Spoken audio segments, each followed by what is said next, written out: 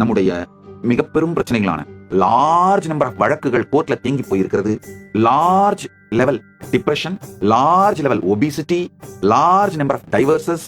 இந்த எல்லா பிரச்சனைகளுக்கும் ஒரே காரணம் குலகுரு வழக்க முறை, குலகுரு வாழ்க்கை முறை அழிக்கப்பட்டது, குலகுருக்கள் சிதைக்கப்பட்டது, குலகுரு பீடங்கள் கொல்லப்பட்டது. இந்த குலகுரு சிஸ்டம் என்ன அருமையான சமூகம்.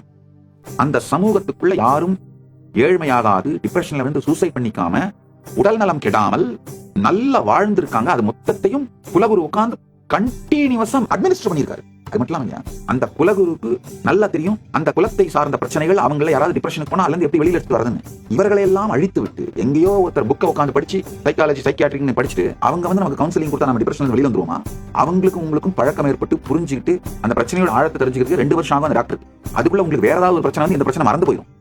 நம்முடைய வாழ்க்கை முறையை இல்லெஜிட்டிமேட் ஆக்கி நம்மள சர்டிஃபையிங் அத்தாரிட்டியிலிருந்து எடுத்து நமக்கு சர்டிபிகேஷன் அத்தாரிட்டியை நம்மகிட்ட இருந்து புடுங்கி அவனுங்களுடைய லா, அவனுங்களுடைய சோசியல் செட்டப், அவனுங்களுடைய எஜுகேஷன், அவனுங்களுக்கு அத்தனையும் புகுத்தி நம்மை சின்னாபின்னமாக்கினார். திரும்பவும் அந்த சிஸ்டம் மலர்ந்து விடாத அளவிற்கு அடித்தளத்தையே நாசமாக்கினார்.